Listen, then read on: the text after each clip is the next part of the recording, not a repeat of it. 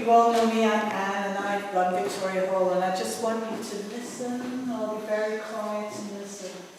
And what can you hear? Can you hear the past? Can you hear the future? Can you hear here and now? I think I can hear it all. When you're in Settle, we are connected down the years to the past. In this wonderful building, we're connected right back to 1850.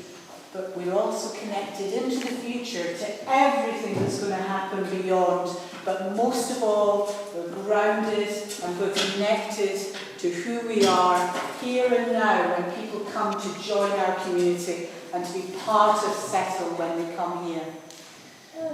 There are so many phenomenal ideas in Settle. There's so many people that come up with amazing ideas and amazing things that can happen. There's Jo and her suit. There's a swimming pool. There's all our fabulous volunteers at Victoria Hall. There's the youth club. There's so many other things out there. And I want to make them all even stronger and even better. And us all to be able to support each other even more than we have been able to before. Because really, Jo can't carry on doing everything for free. And we all can't. We all need to support our organisations to keep them going. So I've been thinking, and quite some time ago, about 15 years ago actually, I wrote something called the Settle District Development Plan. Do you all remember it? Some of you might remember it, yeah? And from that we moved into START, Settle Area Redevelopment Trust, which was with regeneration money from Yorkshire Forward. And actually we did quite a lot of things. The finger post, the sign boards, the riverside footpath, the cobbles down the street here, they're all part of that. But that's kind of all faded away because a lot of the funding is gone. But really, we don't need to rely on outside funding. We don't need to rely on things like Yorkshire Forward, which are no longer here, on anything else. We can create ourselves something that will allow us to support everything that goes on here. And what I would like to do is to create something where we can try to make our things sustainable. And a way of doing that is a development trust. Whether it's going to be a development trust or not, I don't know. But what we'd like to do is create an accountable body that money can be channeled through. So if you have an idea and you want to apply for money, sometimes you need a partner, you need a commercial partner, you need a partner that's got a legally constituted body, and it's quite difficult to find that. So we set something up that is that legally constituted body. We can act, or we as a community can act as a conduit for everything that comes through the rest of the community. One of the things I'd like to do is set up, for instance, we've been thinking about a community shop, where we could, all sorts of things might go on there that could provide money, that then provides extra money that supports other things. A little bit like the Hydro will do. And by the way, the other thing I do is Settle Hydro. If anybody's around tomorrow morning, we're putting up some new big bits of engineering that I'm doing in that this week. And that next year will actually be in a position to give money out. So what I want to do is get together so that we can have a development trust that can allow us to make sure that Settle is still the place that it's been for centuries for people who come here in the future. I don't know what we would use the money for. In actual fact, I don't think you should give me the money. In fact, I don't think you should give us the money at all, really. I think one of the other pictures should have the money. So, because I'm not sure what we'd use it for. And I'm not really sure. Yes, but, so it was... Oh, thank you. I should listen here. Wasn't very good. Questions? Let's go, Ayla. Questions? I'm going to answer your question. Questions for Anne.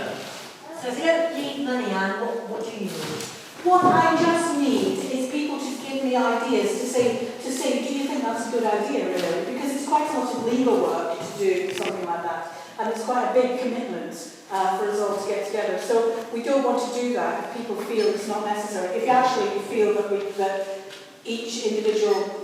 I'm thinking about things like when we talk about the Christmas lights. At the moment, it's very difficult for the Christmas lights people to apply for funding because they've just got that Christmas lights organisation. But if it was able to go through a conduit of another organisation organisation that was a constituted body that was able to take finance in and then match it and then send finance out. It means we can bring in lots of money from different places. And also it may mean that we might be able to employ somebody in order to help people like Christmas lights or any of the other things. So that's why. I just want people to tell me if things are a good idea. Jane? Okay. I was just wondering where you're getting all this free legal advice and support from. I was just wondering whether that's where you might be used. I've not found any free legal advice. No, there is no free legal advice and support.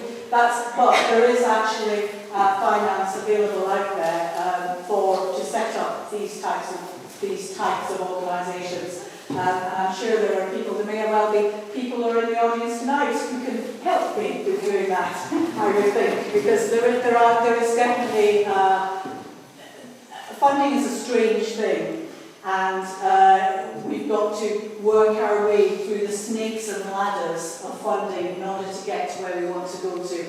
Joe knows that, and I think we can all work together to do that. But there's definitely pots of funding out there that would allow us to set something up, which would then allow us to decide, because actually one of the first things we have to do is decide what type of organisation we want, whether we want a development trust, whether we want just a social enterprise, a community interest company, or many of the other things, and we need to work with people so that we understand the differences between them.